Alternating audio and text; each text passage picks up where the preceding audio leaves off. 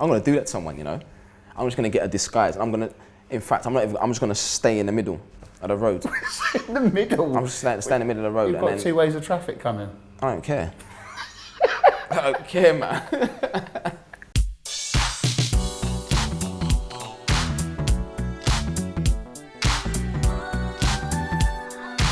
This is another episode of Thoughts, and I'm with the ledge, Jermain Defoe. How you doing, pal? How you doing, shit? Yeah, good, mate. I want to give you a few subjects, and I just want to know your thoughts on them, basically. Okay. So, pineapple on a pizza. It's wrong.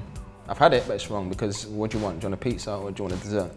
Do you know what I mean? Exactly. Yeah, it shouldn't be together. It's like having strawberries on a pizza. Yes, it wouldn't happen. No, it wouldn't. How have pineapples found their way onto a pizza? Onto a pizza, I don't know. When else are you going to have a hot pineapple?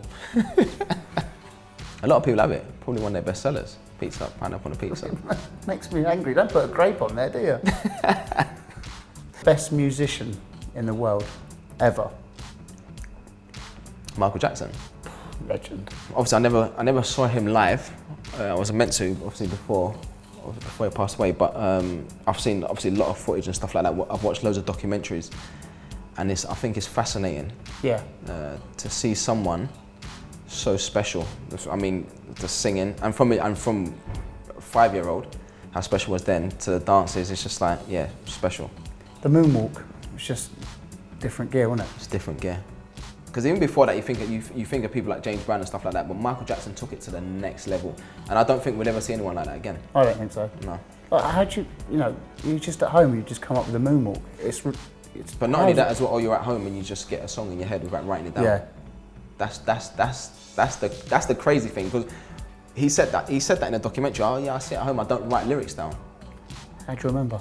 But it's like, what? And then it's the best tune ever. How? What are your thoughts on people that get into a lift but only go 1 floor? Lazy. What's wrong with you? It's disgusting, isn't it? We'll never survive here, man. Eddie will have you out the door straight away.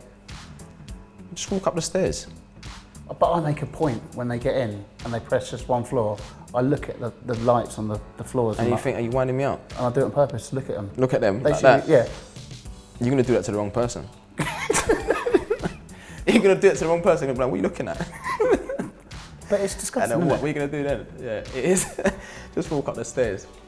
I would never do that. What's your thoughts on the best centre forward ever to have played the game? Ronaldo, R9, Brazilian. Yeah? The best. See, I love I've got a DVD of Marco van Basten, but R9, even to this day, I watch him, like clips on like YouTube and stuff. He was phenomenal.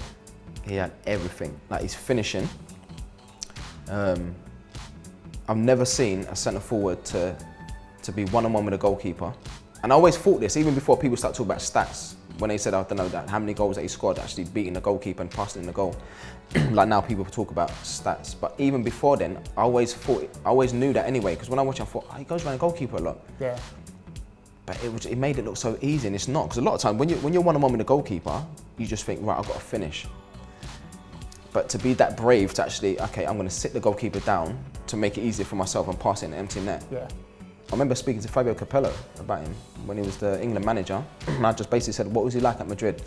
And what was he like when you first saw him as a manager playing against him? And Capello said, put it this way, you have to stop him, you have to shoot him. That's the only way you can stop him. That would definitely stop him. Yeah, he said he was the best. Spoke to Beckenbauer, and what was he like? He said, Jay, even at Madrid, yeah, when he was probably playing, because he had knee problems, obviously, at his previous clubs and that, and even then, probably playing at 60%, it was still like nothing you've ever seen before. Scary, innit? Yeah. You ever met him? Yeah. Yeah. Nice guy. Really nice guy, surprisingly. That superstar. Were you starstruck? Yeah, it was just like, wow. Because as a kid, you're watching these players on TV in World Cups, and not only watching him all the years, so consistent, and to do what he's done, to do what he did, like for his career, just he's for me the best number 9 all time. What are your thoughts on Sunday morning cyclists? Sometimes it can be frustrating, but do you know the frustrating one is the actual the Sunday morning cyclists, but the groups, because they get in the groups, don't they? Yeah. Yes, they do. And you're driving, and you can't get past. You can correct me if I'm wrong, but normally I always thought that, okay, if you're in the road, then you go to like a single file when a car comes. But you get one guy that's literally trying to wind you up, and you're trying to be patient, and everyone's gone like this, but he's like that, and he's checked his shoulder, and he's not moving. And I'm like, is this guy winding me up? And your blood's boiling. Exactly what I'm talking about. Yeah. And I thought, right, I just want to stop the car so I can say something to him, but he thought, nah, probably recognise me and think, he's an idiot. So you can't even do anything. I had it recently. I was like, is this guy winding me up? Because he can see that I'm there, but he's not moving. And I reckon they're chatting to each other. And he's on a bike. I'm in a car. Exactly. Why are you so brave? Yeah. And I reckon they're chatting to each other, going, "Oh, we got this one." He's fuming. Look. Yeah, of course he is. And then the thing is, as well, I don't say anything, and I go past him, and he gives you a dirty look. Yeah. I'm just joking. Lucky I ain't got number plate on that. But it's only on Sundays. Only on Saturdays they aren't grouping up. And why are you cycling on Sunday? Surely you went out the night before. You should be at home in bed, no? That's exactly. But why on Sundays do they have to group up? On Saturdays they're in just a nice straight line. That's what I mean. Like, that is frustrating. I'm gonna do that to someone, you know. I'm just gonna get a disguise. I'm just gonna stay in the middle of the road. In the middle? I'm just stay in the middle of the road. You've got 2 ways of traffic coming. I don't care. I don't care, man. What are your thoughts on parking attendants? Why are they so busy? Sorry, traffic wardens. Why are they so busy? Like literally, like I'm popping into the shop for 2 minutes, I'm coming out. But they're there. and they just come from, like, you park, and it'd be on a Sunday as well, and no one's there. As the cyclists go past. And then you look round, and then bang, they're just standing there, the car. That's exactly my point. I'm not saying they're bad people, but they are there to stitch you, and they are Of course. Mate, that winds me up on that, but you can't say anything, can you? Of course not. When you're parking where you're not meant to be parking, then it's just like... And to be fair, if I was doing that job, I'd want to get as many people as I can. To be honest. You know what I mean? Especially if I see like a footballer, I'll be like, okay, cool. I'll be buzzing, it's made my day. And I would give him a ticket and then I'll ask for a picture as well. You do the ticket and then get him a photo? Yeah, I'll do the ticket and I'll get a photo. There's no way you're getting a photo if you just give him a ticket. London's the worst though. London is the worst, because obviously it's difficult to park in London anyway. So sometimes when you just want to run into a shop and you think, right, there's no one about. Yeah.